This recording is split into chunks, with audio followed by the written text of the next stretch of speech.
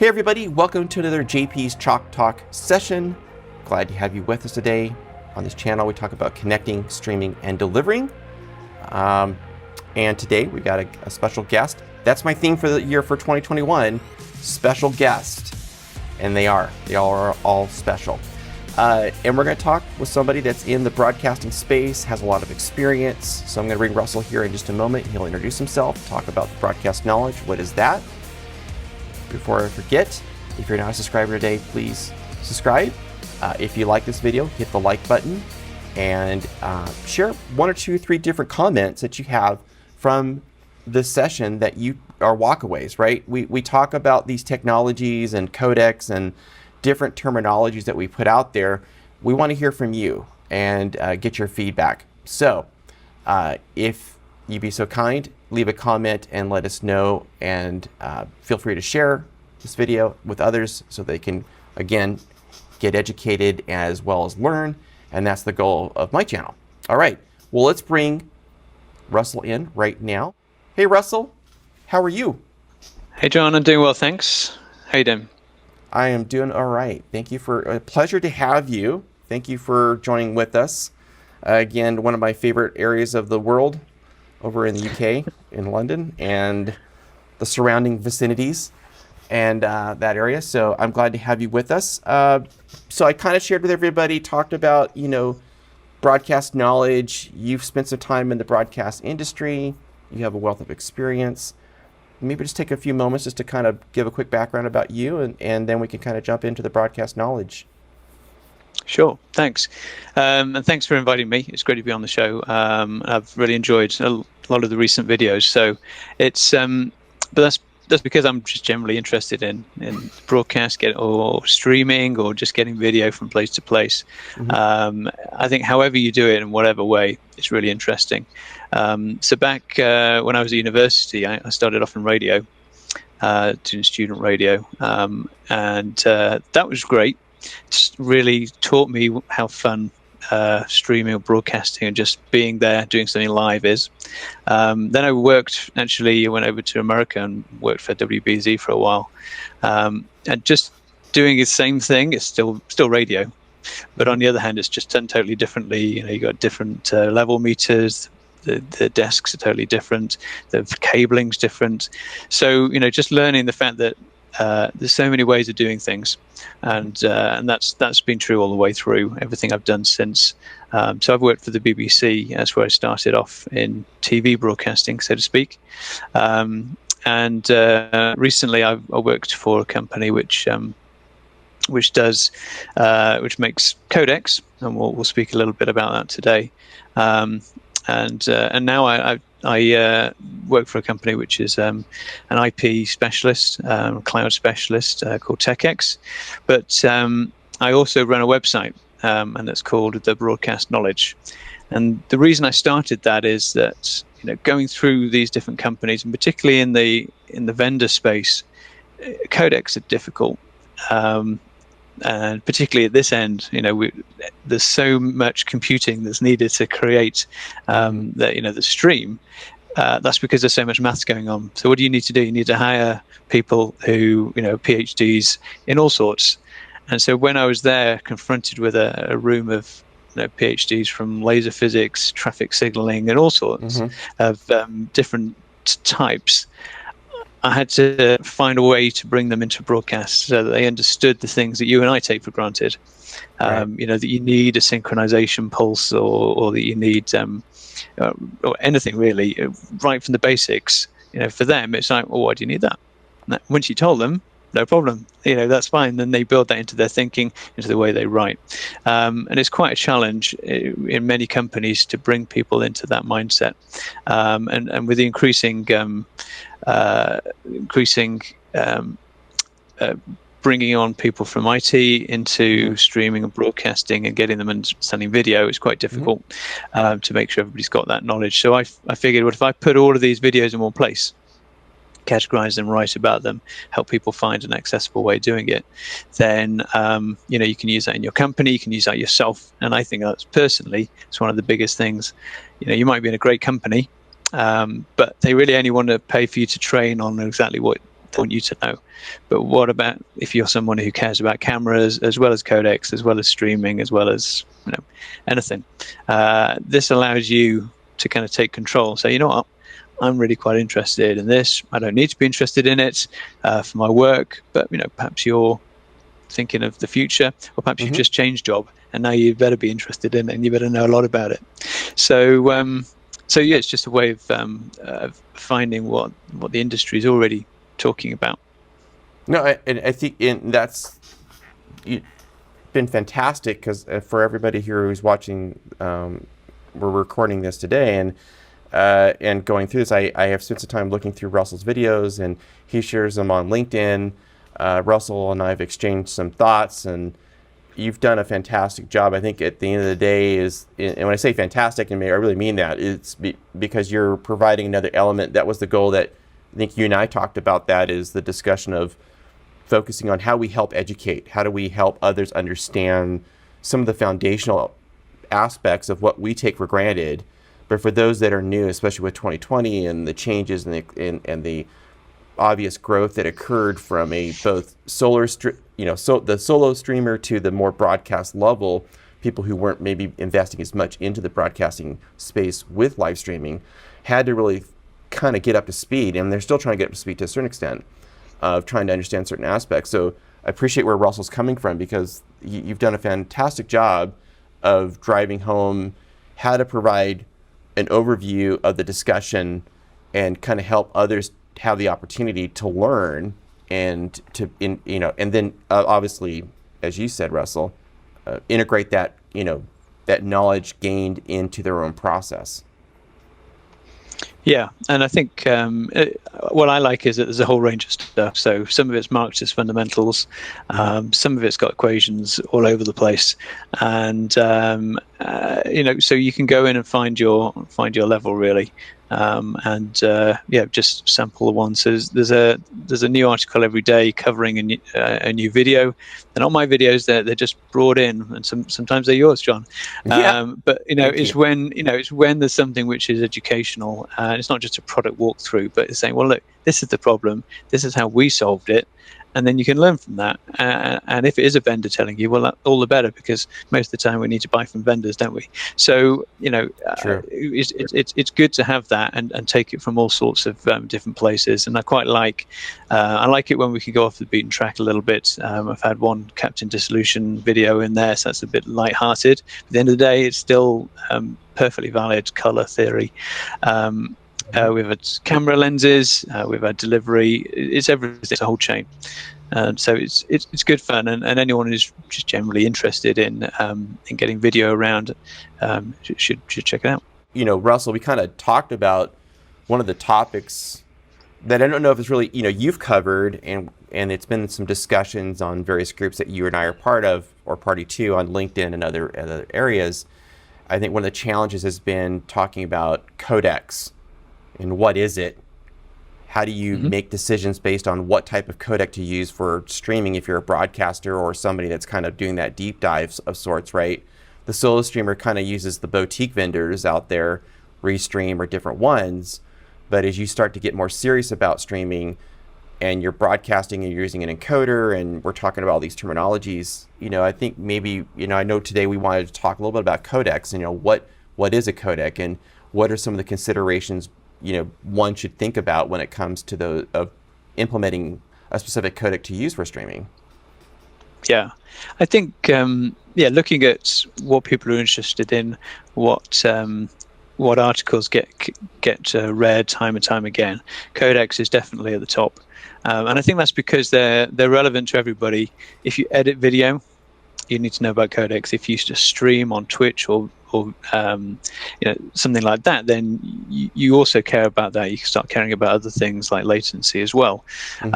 If you are if you're doing any sort of broadcasting like contribution, you care about slightly different things about codecs, but it touches everybody's life, and so everybody kind of has a reason to be interested and a reason to have an opinion. So I think that's where that comes from.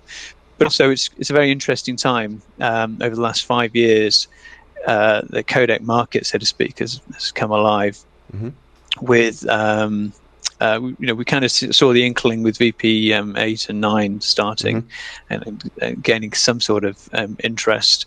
But then AV1 came out thanks to the Alliance for Open Media, and that was a big kind of reboot of how codecs are made, just from the process of putting them together.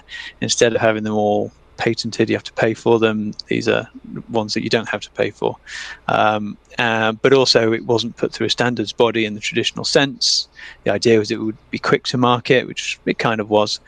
And now we're seeing the rest of the codec market kind of catch up and also supersede AV1. So MPEG have then come in, and they've said, right, here, have 3 more codecs. And so that kind of came online over the last 12 months. Right. But I think what's fundamental there is that for so many years, we've been lucky in one sense that AVC MPEG-4 has been the one to use, and it's great for compatibility, isn't it? It's not perfectly compatible, but you know where you are. Everybody says, "Oh yeah, that's fine. I can do that." Right. It's a problem when you start breaking up the market into different, 20% of the market is HEVC, 20% is AV1. But on the other hand, it gives us the benefit of being able to have codecs for different reasons, and I think that's the difference in conversation. We've got IoT coming out of our ears, that embedded body cams, things with embedded video, just creating reams and reams of video constantly on something which is no bigger than a thumbnail or whatever. So there has to be a better codec for them than the AV1s in the cloud, where originally it was 1,000 CPUs. Now it's not, and so so there are codecs now like LCEVC for low computational encoding, so it kind of does as well or better than AVC, but at much lower power. So that's really that's a game changer in some parts of the market, and then we've got other iterations like VVC, which is the latest iteration of HEVC. So that has provided another 40% savings. So we've got all of these things going on. How do we understand which of them even matter? Most of those won't matter to you. Most of them won't matter to me on any particular month or any particular year, but sometimes they will, and sometimes people will mention them. So if you're in broadcast, it's a bit early for VVC to be properly released, but people are starting to do that for actual, getting sports from place to place. In kind of streaming, we're still talking about whether we should be doing HEVC or some of the other options that are coming on. Right. That's so true. And that's okay. And but this is the point. There's a totally different market, really, for getting an encoder and streaming a small event, and doing something like Disney Plus has done, and just suddenly exploding out of nothing to hundreds of millions of people around the world. So the different aspects there, and you can come in and find all of those aspects at the broadcast knowledge, because you've got people like Streaming Media. Who have got very practical, right, you want to do a live stream, do you? Okay, right, get a PTZ, do this, do that, helping you understand what FFmpeg can do for you and also what doesn't do for you. That's really practical, gets you off the ground when you just want to get a Blackmagic and some stuff together, and then gives you ideas of how to be a bit more professional, how to attack it from a more structured point of view and make a bigger and better event out of it. And then there are also going to be people who are engineers for broadcasters or streaming providers, who want to go in there and want to think about, well, what about the scale? What about delivering different codecs to different people for different reasons? And also the question, is it always about reducing the bit rate? Perhaps you need to change the resolution at the same time. So, I think it's really interesting, and I bet most people who have an interest in doing some sort of streaming, even if it's on the smaller scale, are still quite interested in how it all works, because actually we're also the receiving end of Netflix and YouTube. Absolutely. and the large scale streaming. No, absolutely. I appreciate, Russell, where you're coming from on this. So in kind of maybe taking another step further and looking at this, and for folks to learn more, and we'll put some links in the description that I mentioned, is obviously, you know, people going to the Broadcast Knowledge website, looking at the videos. You've posted some videos on these areas and some of these topics, and having some discussions where people can kind of like really learn, as we talked about earlier in the conversation. Yeah, exactly. And things are all tagged. So if you're interested in AV1, then you can just type that in and click the tag, and then literally everything that talks about AV1 will be listed. So there's all sorts there, and I do try. So if you follow on Twitter, Facebook, or LinkedIn, then every day you'll see something new, and I just try and make sure that sometimes it's all about TV studios and, you know, compressed video and that infrastructure. Some days it's about like today was about CDNs as we record. So we're talking about streaming, and, you know, try and get that every week. There's something in the different parts of the chain. So streaming is a very very energetic and active technology market. There's all sorts going on. So there's plenty to look at. Absolutely. And Russell, you've got, I really thank you for the contribution on this discussion, because I think if you would agree, I think we've kind of just scratched the surface. I think everybody will hopefully appreciate the fact that we're trying to take a very, it's a rather involved conversation between, you know, the codecs, CDNs, and we talk about that. And I'm looking forward to, hopefully Russell and I can have some future conversations where we can kind of do additional discussion and focus on a particular topic that would help those who will be watching this better understand, and hopefully be better informed in making a decision, right? I think that's the key. It's not like saying... That's right. What, you know, I think to your point, you know, you talked about, you know, trying to help educate folks and understand a certain process, and then the takeaway from that is they learn from it and they integrate that as part of their own decision-making process. So I think the goal should be, from the solution perspective, is really defining what your requirements are. And if you don't know, that's kind of why you kind of go to the Broadcast Knowledge, or you watch my videos or somebody else's, that you can kind of gather this information and then come back. And that's why also, for Russell's participation here and contribution in this discussion, is share your comments, because this is an important element going forward, I think, in 2021, where we got to be more strategic in defining what it is we want to try to achieve. And sometimes we don't have all of the necessary bits and pieces to pull together. But as Russell's talked about that, I think that's important for, you know, where we can kind of learn from Russell and what he's providing, and the folks that he talks to, and go from there. Well, Russell, I want to thank you so much for your time. I'm looking forward to some follow-on discussions that we're going to have here in the future.